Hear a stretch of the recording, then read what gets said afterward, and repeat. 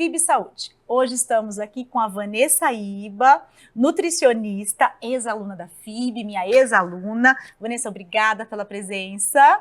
Estamos aqui para conversar sobre nutrição comportamental. Você sabe o que é a abordagem de nutrição comportamental? Vanessa, antes de a gente começar a discutir, conversar sobre isso, eu gostaria que você se apresentasse. Primeiramente, muito obrigada pelo convite. É uma honra e um prazer estar aqui agora como profissional.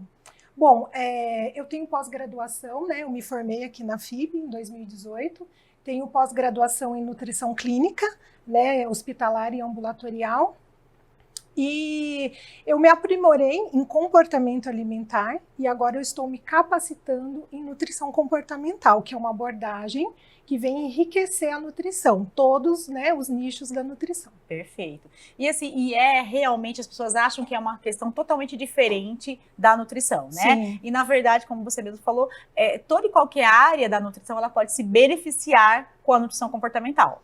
Exatamente, né? Ela é uma abordagem enriquecedora, né? Onde ela possibilita abrir possibilidades, né, para todas as áreas, né, nutrição esportiva, materno-infantil, a estética, a própria nutrição clínica em si. Né, a nutrição comportamental, às vezes, ela é muito confundida com um modismo, né, a nova modinha, a nova dieta, né, da moda, emagrecimento. Pelo contrário, a nutrição comportamental, ela vem justamente para quebrar, né, desmistificar toda esses mitos alimentares que tem em torno da nutrição, né, que acaba distorcendo o real significado até da palavra dieta, né, e do que o alimento tem para fazer por nós, né, todos os seus benefícios. Sim, e a nutrição comportamental, ela não tem tantos anos no Brasil. Não. Né? Eu me lembro que quando eu vi pela primeira vez, eu estava em um congresso, e eu entrei para assistir uma palestra e eu fiquei enlouquecida, eu fiquei encantada, e elas estavam falando lá, as idealizadoras, né, que é do HC, né, do Ambulinha aqui no Brasil, sim, né, sim. E eu fiquei encantada, e estavam lançando o livro de nutrição comportamental. Então, assim, é relativamente muito novo no Brasil, por isso que às vezes a questão da confusão, exatamente, principalmente da população, né, sim. Os nutricionistas acabam tendo, né, uma ideia mais clara, mas a população fica com muitas dúvidas, né? Exatamente, né? A nutrição comportamental, ela foi idealizada pela Marli, né, Alvarenga, e elas montaram, né, construíram um instituto, que é o Instituto de Nutrição Comportamental. Então é a Marli, né, a Samantha, a Fernanda, a Manuela. E a Cíntia? Cíntia, isso, exatamente, estava me esquecendo da Cíntia. E a Cíntia, então esse instituto, ele é mais voltado para os profissionais de nutrição. Tem um livro, né, que foi lançado em 2014, se eu não me engano, e o primeiro congresso de nutrição comportamental foi em 2015, que foi bem no ano que eu comecei a minha graduação, né, e eu já comecei a acompanhar, me interessar pela abordagem. A Marli, ela fala muito sobre o início da nutrição comportamental, que ela veio por meio do comportamento alimentar. Isso lá em meados dos anos 90, início dos anos 2000.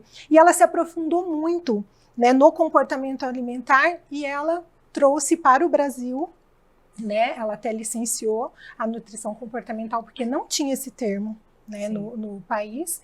E agora a gente com esse conhecimento. Quando a gente fala, Thaís, você até falou dos nutricionistas que eles acabam entendendo um pouco mais sobre a nutrição comportamental, às vezes não, né? Porque a nutrição comportamental, ela é muito rica. E como eu falei, ela abre um leque de possibilidades para o paciente, né? Então é uma nova visão que traz para a nutrição clássica, né? Que é a que a gente já conhece, né? Então, assim, às vezes o profissional só lê o livro e acha que está apto para trabalhar com a nutrição comportamental. E não, lógico, né? Óbvio que é importante a leitura, né? Ele é um caminho, mas é preciso se especializar, é preciso estudar bastante, se atualizar, porque a nutrição comportamental, ela é toda embasada cientificamente. Sim, sim. Né? Não é um achismo, ai, que legal, vamos falar para o paciente que tudo bem isso, tudo bem aquilo. Não, não é isso.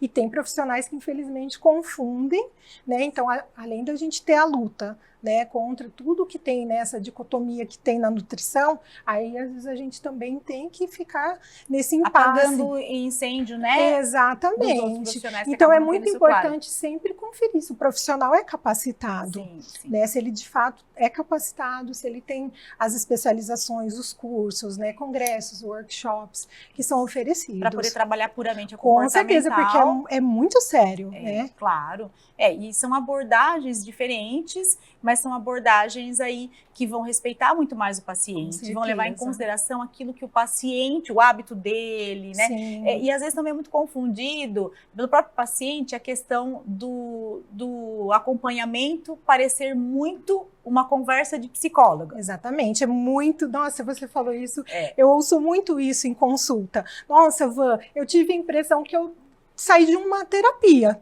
Né? E de fato, né, a nutrição comportamental tem lá o módulo de terapeuta nutricional, porque é diferente a forma como você aborda o paciente, é totalmente diferente.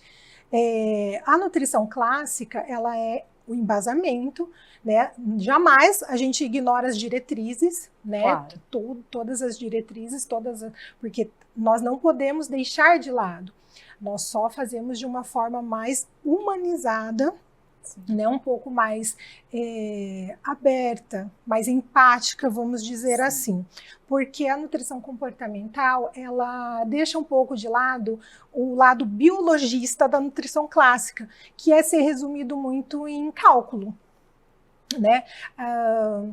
Tá aqui, calculei o quanto você precisa de caloria, na próxima eu quero ver se o seu peso diminuiu, e também resumir o paciente a exames bioquímicos, né? Então a gente deixa isso totalmente de lado, raramente eu uso a balança em consultório, né? Muito raro, mas também é muito individual, eu deixo muito o paciente à vontade, isso também é da abordagem da nutrição comportamental. Sim. Então, o que a gente faz? A gente leva muito em consideração o lado biopsicossocial cultural do paciente, né? Onde a gente tira aquilo de que comer é só sentar e comer, né?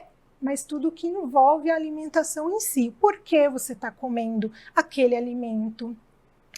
Quais são os sentimentos envolvidos ali, se tem crenças limitantes, se é uma alimentação impositiva, se é uma alimentação que você escolheu, né?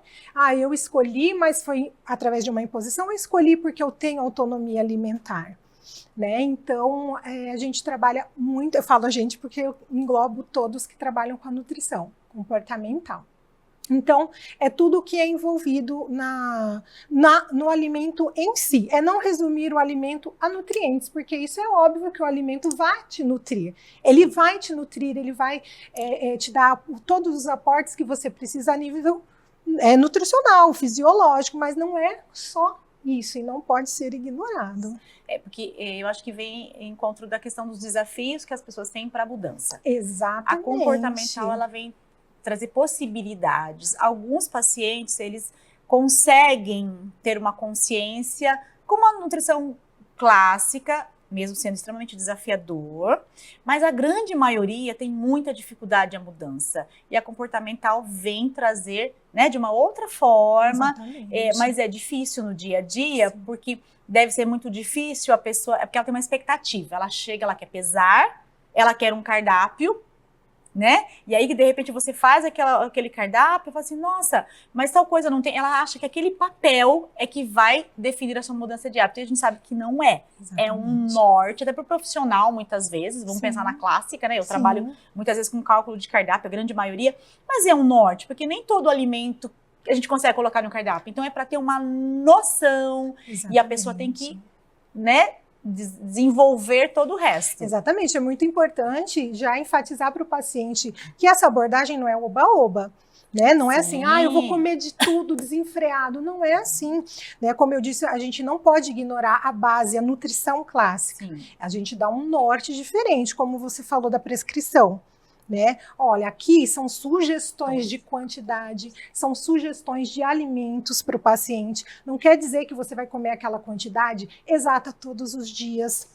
Por quê? Porque a gente é suscetível, emoções mudam o nosso comportamento, o comportamento vai mudar a forma de comer, as escolhas. Então, você entender o porquê que você escolhe os alimentos, você ter a consciência, ter o equilíbrio nas escolhas, né, e saber assim, eu posso comer de tudo, mas não tudo. Né? Como você falou, a nutrição clássica, ela trabalha essa questão da prescrição, né? Mas não é só isso, tá aqui, Thaís, você vai seguir esse daqui. Não, você quer mudar, Thaís? Então, pega na minha mão, eu vou junto com você. Né? A mudança é linear? Não. Altos e baixos, reconhecer os pequenos avanços e acolher as recaídas. Isso é totalmente importante no processo de mudança de comportamento em relação à alimentação. E as pessoas se culpam demais. Muito. E quando você fala, não, tá tudo bem, é isso mesmo. Muitas vezes um nutricionista hoje em dia, eu percebo que eu tenho que convencer a pessoa que ela precisa ir com calma, né? Sim. Então, qualquer, como a Lucélia falou num programa anterior, deslize, né? Esses deslizes não são deslizes, são momentos. Às vezes eu não estou muito bem hoje. E eu não estou com vontade de comer aquilo lá. Sim. Não é? São escolhas, né? São escolhas. E por que eu estou escolhendo isso agora? E respeitar. Exatamente. É que nem quando a gente usa balança, né? Será que eu preciso pesar todos os alimentos? Eu pesei e tenho que comer 150 gramas desse alimento. Será que eu tô afim de comer hoje 150 gramas daquele alimento? Às vezes eu tô querendo comer 50. Aí amanhã eu volto a comer 150. Sim. Se respeitar. Se respeitar e também se desvencilhar de pesar. Porque se você vai em um ambiente que não tem balança, aí entra aquele desespero de como que eu vou saber que eu tô comendo 150 gramas? Isso. Então é mais ensinar o olhômetro, né, a medida caseira, a intuição e principalmente respeitar os sinais de fome e saciedade. Será que eu quero comer tudo isso? Né? É muito comum, às vezes, o paciente vem e fala assim, nossa, eu colocou aquele tanto de arroz, nossa, eu não consegui nem comer. Então, quer dizer que a minha previsão, o meu cálculo, não foi de acordo com aquilo. Exatamente. E que é normal. Eu não conheço, eu não sei exatamente. E que é ajustável. E a pessoa é que se conhece. Exatamente. Né? É aquilo Perfeito. Que ela... Né, respeitar isso no paciente. Exatamente. E ao paciente eu falo, vocês que vão dar o norte, é você que dá o norte para mim. Eu estou colocando uma sugestão de um cálculo matemático, mas você vai me falar o quanto você tolera, o que não tolera. É muito, é pouco, é o suficiente. Pronto, acabou, porque na verdade eu falo, eu não mando em nada, eu direciono, eu educo, eu oriento, eu pego na mãozinha e vou junto com você, mas eu não posso fazer por você e fazer com você, né? Eu não posso colocar lá o prato para ele. Ele tem que se conhecer. Isso é muito importante, né? Onde você reconstrói, resgata, na verdade, a palavra certa, a autonomia alimentar. Porque sem autonomia alimentar, não tem mudança de comportamento.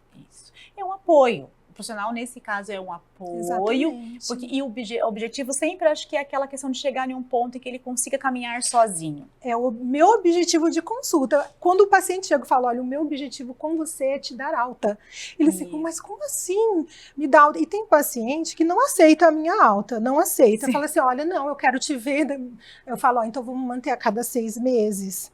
Aí às vezes manda, posso adiantar? Por quê? Confia, se sente seguro. Não é que não tem autonomia, é que sempre quer estar atualizando e estando seguro, ter segurança de que o que ele está fazendo está funcionando, né? É aquele tipo de paciente que precisa da aprovação. Isso é normal, não quer dizer que o seu trabalho é insuficiente ou que você não ensinou direito, mas é você entender a individualidade de cada paciente. Isso é tão importante, você saber, a Thaís é assim, a Vanessa é assim. Tem a mesma altura, o mesmo peso. Mas são organismos diferentes, vidas, questões culturais, sociais, né, psicológicas, totalmente diferentes. Então, respeitar a individualidade é extremamente importante dentro da nutrição comportamental. A nutrição comportamental é mágica, né? Eu acho que seja assim, um movimento que ele vai vir, ele vai chegar, ele vai aumentar e as pessoas vão entender que é o caminho, que os profissionais vão buscar isso, porque tá meio que insustentável, né? Essa questão toda que a gente está vivendo sobre alimentação hoje, né, Vanessa? Muito terrorismo nutricional. Muito terrorismo nutricional. Bom, vamos dar uma paradinha para o intervalo e voltamos para essa discussão deliciosa sobre nutrição comportamental.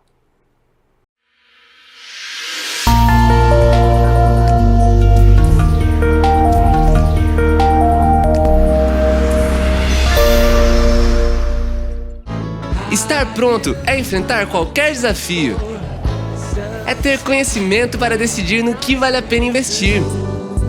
A FIB é a melhor faculdade de Bauru porque prepara o aluno para a vida. Aulas 100% presenciais e mais de 65 laboratórios completos. Comece sem pagar mensalidade e trabalhe já nos primeiros anos. Vestibular 2023. Inscreva-se! FIB, 25 anos. Você pronto para a vida! Aqui estamos na era da informação, em um planeta hiperconectado. O mundo moderno demanda estruturas e serviços que rompam barreiras e transformem vidas. Crescer é evoluir, chegar mais longe acompanhando de perto cada detalhe, em cada lugar e a cada projeto, entregar além do que se espera. A LPNet é fibra ótica, é o presente e o futuro.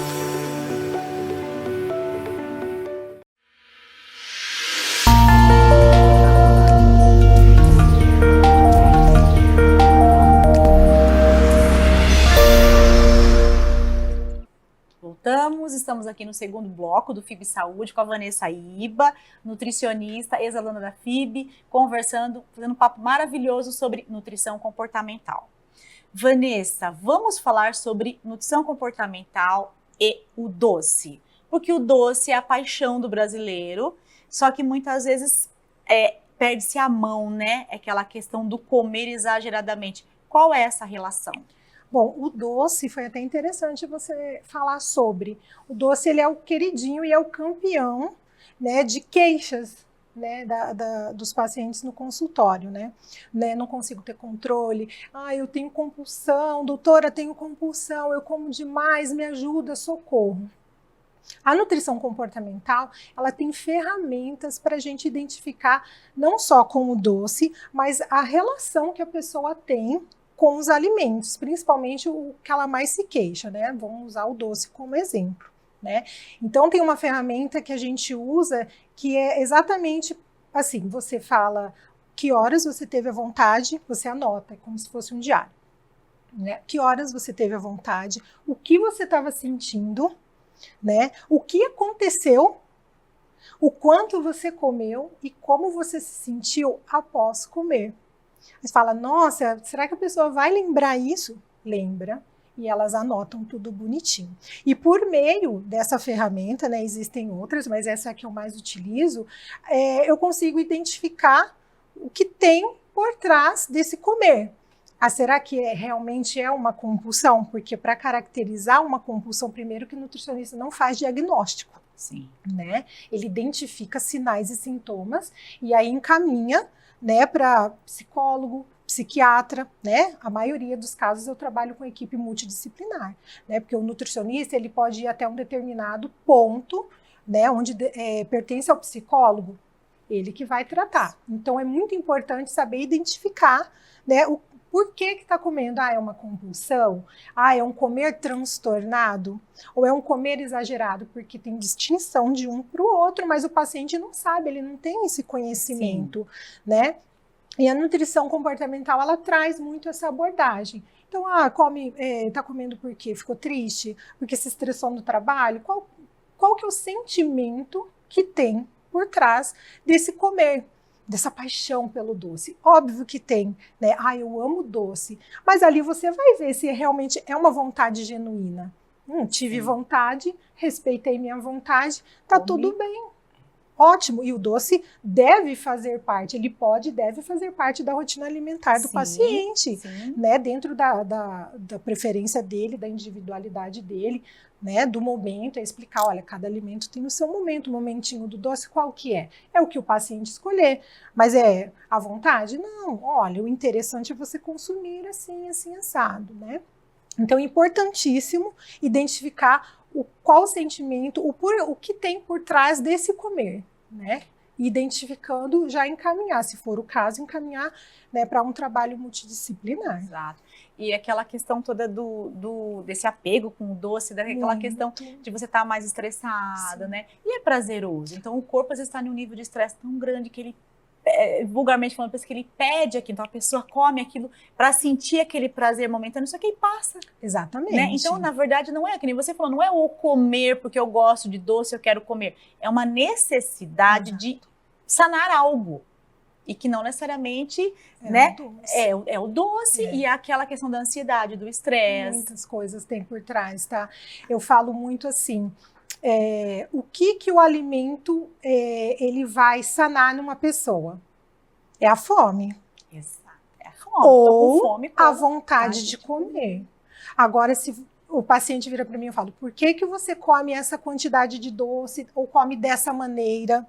Né? Porque o que vai fazer a diferença se o alimento vai ser benéfico ou não, ou se ele está fazendo parte da sua rotina alimentar de uma forma ideal, interessante, né? Viável.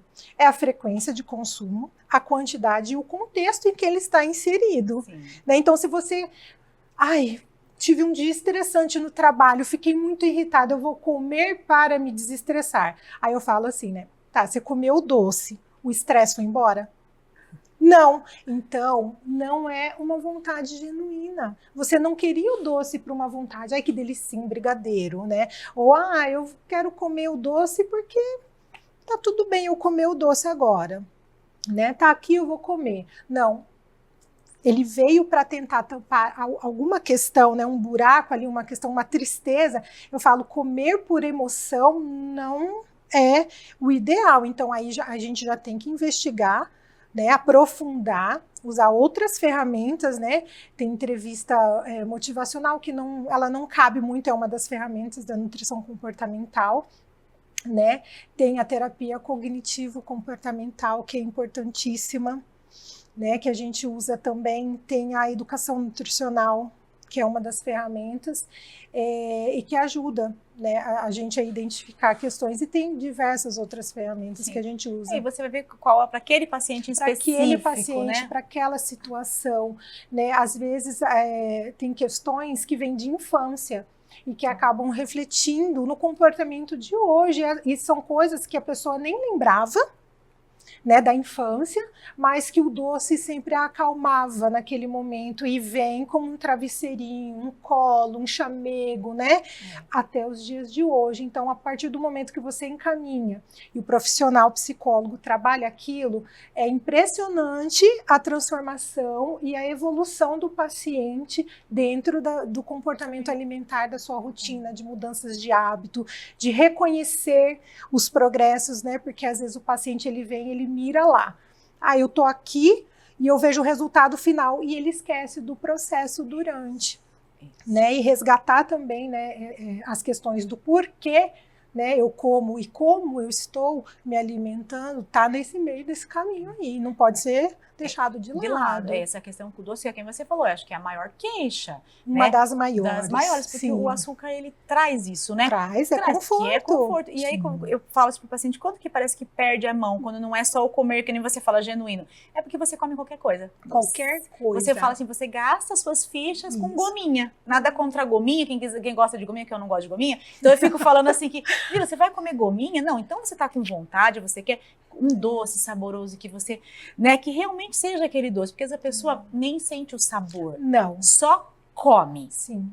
Para tampar um buraco que não vai tampar, porque não é aquilo que vai resolver. Exatamente, é onde vem o comer intuitivo, né, e o Mindful Eating, que a gente fala também, que são outras duas ferramentas maravilhosas, né, e eu sempre falo, né, não, Nutri, eu sei o que eu queria comer aquele chocolate que a gente quer repetir, né, aí vem a caixa cheia de tabletinhos. Aí, quando você vê, só tem papel em cima do sofá ou em cima da cama. Você nem sabe o gosto. Você fala, nossa, mas já acabou? Você não prestou atenção no que você estava comendo.